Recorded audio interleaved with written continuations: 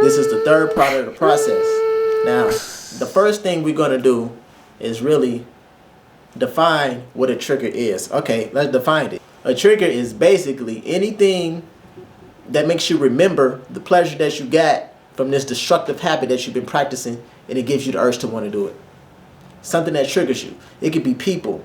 You can maybe you hang around a certain type of people and they evoke a certain emotion, or it's like a certain pastime, anything like that, or they always bring it up, or they always got it, or it's always the thing that they want to do. That's a trigger. You're gonna have to cut them off. It don't matter who it is. You ain't gotta be like, I hate you, we ain't friends no more, or something like that. But you gotta you ain't gotta let them know anything, but you can just let them know, if this is what's going to happen, I don't want no parts in it. And if I feel like I can't control myself in this situation, then I can't do this with you, right? It don't matter, right? Right now, when you're on your spiritual journey and you really focus on your spiritual growth, it's usually it's usually done in some type of isolation, right? Because you're looking within. It's hard to look within when everyone else around you if you're not built up to that level. You know what I'm saying? So if you're struggling spiritually, you kind of expect to be isolated a lot.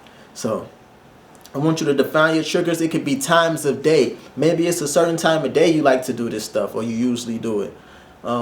Maybe you're in a certain emotional state. Anything. Allow yourself time. Do not just keep going to the next video. Sometimes you can go to the next video. Like, it'll be fine.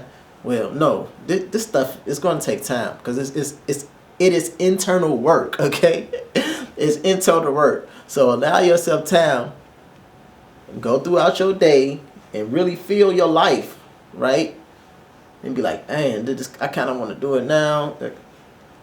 And become mindful of it. Write it down, right? Get used to writing this stuff down. I journal regularly, so I got to remember to remind people to journal, like write stuff down, because you will forget stuff, right? And it's not like you necessarily go back to read your journal either, but when you do want to remember something, like, yes, I wrote it down, I can go back and look. So write it down. Go out your day, write down all your triggers, right? And after that, the second thing we're going to talk about is purging your social media. Purging it. That means deleting everybody who triggers you, right? Anybody who's toxic that triggers certain things or certain frames of thought that's detrimental to what you're trying to do in your life. I want you to go through everybody. I don't care if you follow 10,000 people. You can either delete your account, not deactivate it. If you get followed 10,000 people, you don't want to go delete all the toxic people that's contributing to your detrimental process that you've been practicing. You got to go and delete them. It's going to take some time. It's probably going to take more than one day if you follow like at least 1,000, 2,000 people. You probably ain't going to want to do that in one day. Allow yourself time to do this. All right? If you committed to this and you vow to yourself, it's worth it. Because it's like what you're doing anyway. Just do it. And don't allow that stuff to build back up either. Always, like, if you're going to use social media, manage it. Yeah, you have to manage your social media. Even if you're not a brand or something like that, you still need to manage what's on there. You need to also manage what you're putting on there. But that's another story. Okay? And again, social media, that can be a lot of our bad habits as well. It's something that triggers that same dopamine addiction that our drugs and porn triggers. All right? It's all pleasure sisters in our brain. And most of it steals our time away. It steals our energy away. Social media is no different. So also be mindful if that's something that you should cut out. And if it is, that'll honestly benefit you in this whole thing that you're trying to do right now. Right? It will. It'll work together because it's a distraction. And that all the time that you spend on social media, you can be using it to improve your life situation. Right? So, okay. So when you're online, there's like websites eradicators where you can block porn sites, you can block social media sites, any type of thing basically that you want to block.